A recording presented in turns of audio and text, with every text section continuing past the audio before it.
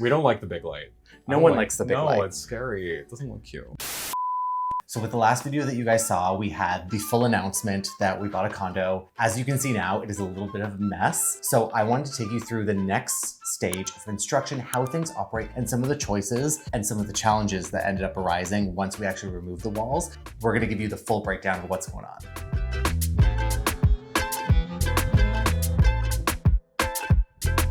I think I underestimated how much work is involved just to get to the demolition stage. Obviously, the condo wasn't necessarily big by any means. To go through each of the walls, drop the ceiling, like restructure some of the spaces so that they would be big enough for our own like new layouts was pretty eye-opening. And it's crazy how fast and slow it feels like it's moving all at the same time. Typically, when you start any renovation, there's a series of steps that you have to follow. The first is removing everything that's existing. So the first thing they did was they tore up all the flooring. They then removed all the tiles, as well as, I would say 90% of the walls, because we were making some minor changes. Once those were all done, obviously, if you're working with a condo board, you need to be very specific with the time management that you have with your allowance for using the elevator. So they had a very specific guideline for what we could and couldn't use. So it dragged out the demo a little bit longer than anticipated. Once all the flooring, old drywall, framing, some of the ceiling details, and then the millwork and tiles were out, we were left with an empty shell. Once you have that empty shell, then you get to know what's actually behind these walls, what you can do, what you can't do, what you can move around, specifically for electrical. Once those walls are open, you can understand where you can actually tie new electrical in, remove electrical, and if you have any allowance to move any switches. This was a big thing that we had in a lot of the bathrooms because we had this weird like setup. They were like in a weird location. On the opposite wall, which I never really understood. Like normally when you open your bathroom door and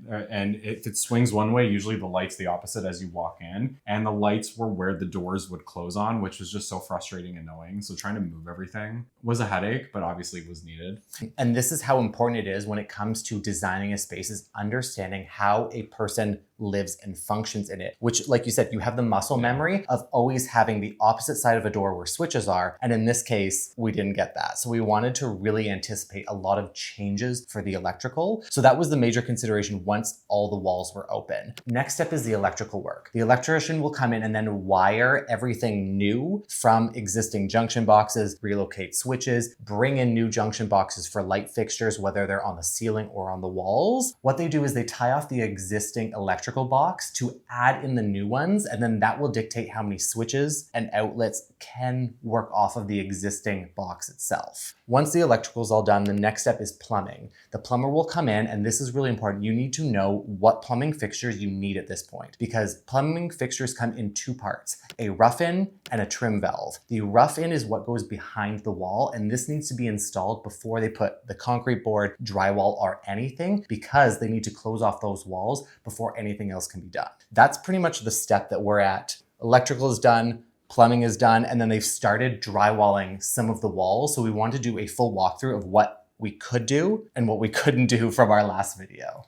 Just to kind of give you a summary of what the apartment looked like before, obviously we had our main living area, our primary bedroom, and then we had a secondary bedroom. I really think it was a closet rebranded to be a second bedroom, and both of our bathrooms. Naturally, we didn't have a lot of closet space, so our big goal was to turn the second bedroom into a walk-in closet. We wanted to expand the bathrooms a little bit, add some more storage. And I think one of the biggest challenges we found is that because your lighting plan was very complex and you wanted the place to feel cozy, we ultimately had to drop the ceilings, which was not something we thought we would have to do, but we found out that the ceilings were actually concrete and you couldn't really drill into them. I know, we got catfished because once we actually removed the kitchen, we found out that the ceiling is literally just plaster on concrete. Because we had such a refined look for this condo itself for the renovation, having a junction box with like cables and wires exposed on the ceiling like you would see in a loft was not the game plan. So tragically, we had to drop the ceiling. Thankfully, we have really good ceiling heights here. We have just over 9 feet. So we dropped them down the absolute minimum, which is 3 inches, which allowed us to wire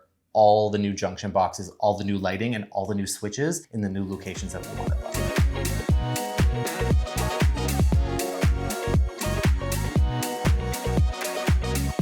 Let's give you a little quick tour because I think it's easier to show you than talk about it. Obviously, right now we're in the bedroom, which is small but mighty. I think the thing I'm most excited for is the fact that our new wall over here is going to have an access point for a TV. We're probably going to mirror, I would say, what, a TV on each side so that there's one here in the bedroom and then one in the living room. Yeah. But like one good point is when you're doing any new renovation, if you know you want a wall mounted TV, add in a junction box here. This allows you to have everything housed behind the TV instead of having to have one of those like wires that run down or pre-drilling a hole on the top and bottom so you can wire through.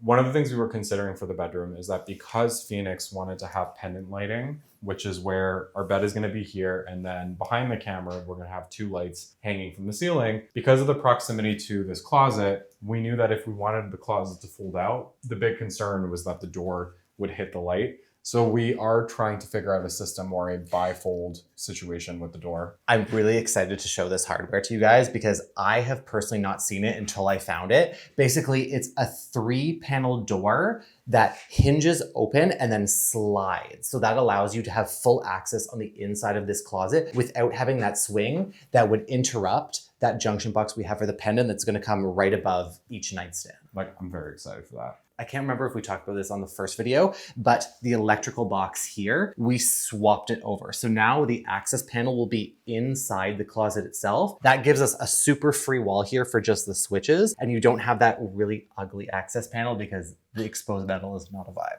So we're going to move from the bedroom to the ensuite. I'm really excited for the pocket doors because it's just going to make everything so much easier to access. And I hate having all the swinging doors hitting each other. Bonus points. You know what we did? You probably can't see this on video, but this is a soft close. Watch this. I mean, it will be much smoother once you have the weight of an actual door on here, but like that is a design feature. A few things turn me on in interior design, like a soft close. I heard there's a stat that wearing a leather jacket gives you more serotonin than raising kids. So I don't know if that stat is true, but I'm going to go with it, okay? Right now we're in the primary ensuite. It's not a massive space, but I'm really excited for this design because it's going to be super cozy, really luxe. I actually think this was genius, and I didn't even think of this, but Phoenix was trying to figure out ways to get more storage in here, and he came up with the idea of creating a niche to almost build a sort of pseudo medicine cabinet so that we could put skincare and products behind the mirror, which I thought was like a great way to... That's I guess the best way to describe it. I'm not a fan of how medicine cabinets typically look. They're so, I guess, traditional in style. So we are doing a custom niche in here, which is about 2 12 by 24s. And then we're going to build a perimeter frame around it and then have the hinge mirror on it. So it looks really polished. And then of course, to have the best possible lighting you can, we've got 4 wall sconces on each side. And I've ordered these. Wait until you see what they look like because they are so fucking cool. Yeah. So the original vanity was only 36 inches here. We've extended it to about 54. So it comes to here. So it gives us all of that additional storage space. Another thing to keep in mind that not many people know is that a minimum requirement for a toilet is 15 inches on both sides from the center. So I made it to the exact minimum for the vanity and we were able to extend the shower by 1.5 inches. Not a huge difference. What do you mean? That's actually massive. It's huge. It's huge. It's 1.5 inches. It's so massive. I think the most frustrating part for this bathroom for us was finding out that we really couldn't move the toilets because unfortunately we're working with the condo's existing plumbing system, which didn't really allow us to extend the shower and make it bigger. So we're working with the space that we have. So it was nice that Phoenix was able to extend the vanity a little bit further out so that would feel a bit bigger. And even though the shower isn't massive by any means, the design is going to be incredible. Now we're working with getting all of our finishes and fixtures sort of mapped out. We're going to take you guys shopping when we do go and pick all of that in person. We have a few samples and ideas. It's going to look pretty luxe. Granted though, this is technically Phoenix's bathroom because we each have our own bathroom, even though this one will be shared. Question, if this is a primary, is that considered a secondary or is that just considered a powder room? That would be a secondary because a powder room we would only consider being a toilet and a vanity, but because we have a shower in there, it's technically your second. The more you know. The more you know. The rough-ins have also all been installed. So we have more trim valves than you typically would in most showers. And I'm going to give you a quick breakdown why. So your typical shower will have your trim valve kit, which turns the water on and off and hot and cold. And then you would have an additional one if you have like a rain head or a handheld. We are going to have a rain head, a handheld, and a built-in bidet, which is really cool. Why is this wet? I'm not gonna lie to you. It involves a bidet. Or sorry, a bidet wand, I should say. So that's why there's actually 3 trim kits on here. And what we've done is we've actually run the water all the way up along the back here. So the bidet is actually right against the back wall, and it'll have a small little wand. It's actually really cool because it's all the same finishes as the trim kits, and it's super minimal and you wouldn't even know it's there. Can you tell a gay person lives here? And of course, if you've seen my previous video that we did for the Queen Street project, cove lighting in the shower, of course, because no one likes to shower in bright lights. So we're gonna have that everything is on a dimmer, which also you can tell you're in a gay man's house. We don't like the big light. No one likes the big light. No, it's scary. It doesn't look cute. Here's Johnny. The 2 other things we did is in the other video you previously saw, we had this really ugly metal access hatch. So this is the HVAC that controls the exhaust for both of the bathrooms, which tragically you still need access to. What we've done is we've done a custom flush mount detail. So instead of having this giant metal perimeter around it, it's going to be a flush drywall finish that will have a small perimeter seam around the edge that makes it really seamless so you don't even know it's there. Similar to what we've done here. This is an Invisivent. So what's nice is that this is the exhaust. This will be the same paint grade finish of everything around it. So it's super minimal and you don't even know it's there.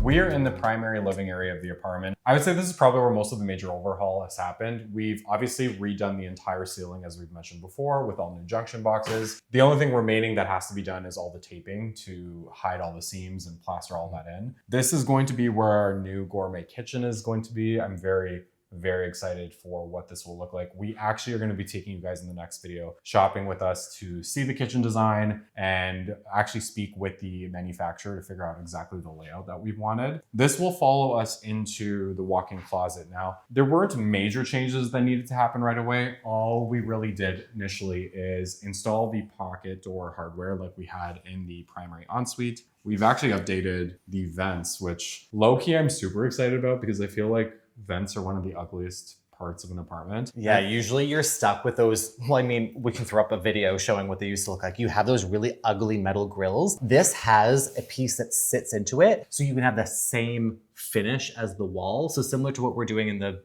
bathroom itself. It also pissed me off that this one was originally up here. Like, why didn't you just align them? They're coming from the same wall. Yeah, like, it's the small little details. You would never notice it once the door's closed. Once you open it, like, that line of sight looks uneven. So it was nice to level that out and just make it more cohesive. This is probably going to be my favorite room in the apartment because we have an insane clothing collection, many leather jackets and handbags, as you could probably tell. This is going to basically be millwork surrounding the entire room. I'm really excited about this because I think your design ideas for this were genius. It's kind of like almost going to be a showroom, but also a place where you can get ready. Unfortunately, we don't have a ton of square footage. So we had to find a way to maximize as much storage as possible, fitting shoes and handbags and uppers and lowers for jackets and pants and suits. Also all the LED lighting so that it really does feel like you're in a store. This is another really important thing that you need to know if you're adding in LEDs on anything. They require a low voltage hookup. So once the walls are open, these little wires will then be mounted within the millwork itself that will allow you to actually access the LEDs so they can turn on and off. So we added the extra switches here. Everything is going to be LED lit from above. We're going to have shoe storage, hanging storage, hanging storage. Hanging above here, we're gonna have drawers on both sides. We have like each side we can use. We'll have more hanging storage. And then we have this section here. This is gonna be for maybe all my bags. I can fit a few bags in that closet. Yeah, boy. As we make our way from the closet, we're gonna head to our condo foyer, which is really sad to say. It's really just the entry hallway, but it's gonna really be beautiful. This feature wall here, I've never seen done before. But I also am not an interior designer, so don't judge me. So because we have a very small narrow hallway, I wanted to make it feel really big. So when you first come in, you don't feel cramped. So we're extending a mirror from ceiling to floor. So it actually reflects both planes. So as you come in, it looks like you have this super long continuous hallway. We're gonna have LEDs on the side that are dimmable because of course, this is where we're gonna take all of our photos. We also are doing built-in wall sconces from Bochi, which I have been obsessed with for years, that have this really beautiful sculptural effect to them. They're gonna make like I'm an impact. so excited. They're so pretty. Yeah, when you walk in, like this is the first thing you are met with. I know a lot of people are gonna hate me because it's a very bad feng shui to have a mirror in your entrance, but like I've had mirrors in my entrances all my life. I think we're pretty good. It all comes down to your personal preference, but this is going to be like the biggest impact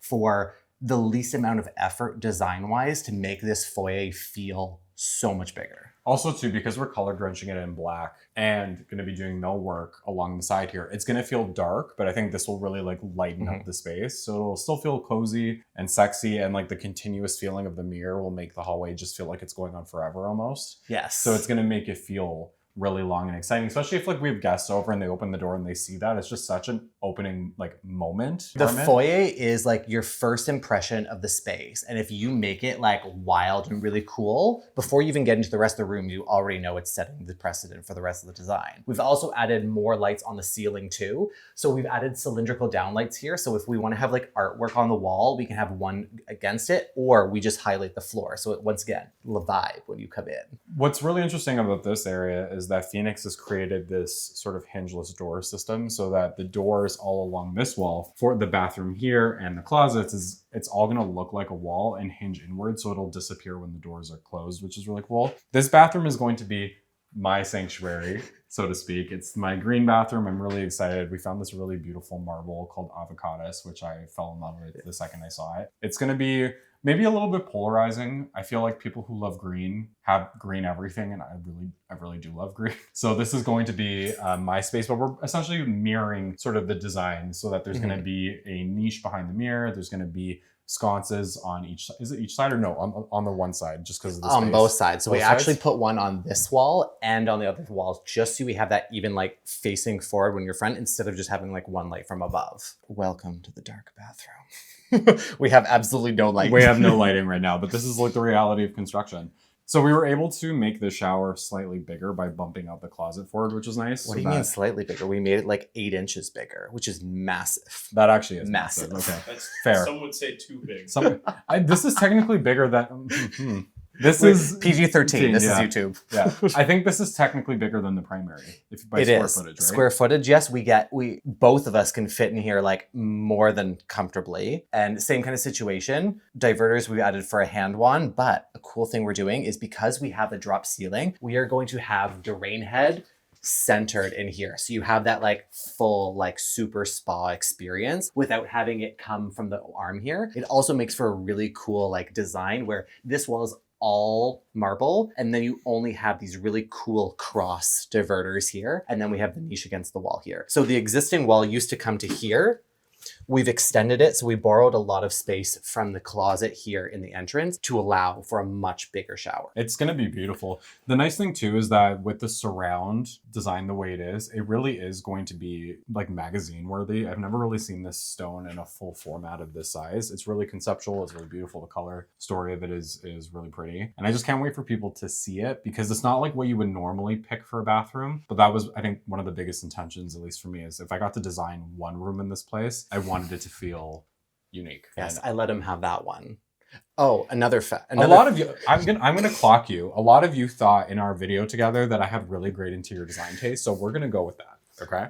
So Of course, new lighting in here as well. Cove light from above. And because we have a much larger niche here on the wall, we're actually going to add a small perimeter light in here that's going to be on the same dimmable switches here. And you're in here, you're just surrounded by this really nice ambient glow and marble on every side. Like, come on. it was funny for the Queen Street project. If you guys have watched that YouTube video, you would have seen. But if you haven't watched it, Phoenix designed a really chic and contemporary bachelor pad, and the bathroom in that project went viral on TikTok because of that code. It was because like, of that what, code 3 light. million views Yeah. just based on a light, which is a super simple design. And I think makes such a big impact. Lighting is so important. And that's why us having to drop the ceilings and add all these new junction boxes It's worth it in the end. Yeah. It's worth it in the end. And it just makes you, it's like you feel sexy. You want to feel hot. Yeah, you want to feel hot. So I'm excited. I mean, I don't always feel sexy, but I will after I use this bathroom. So Anyone will.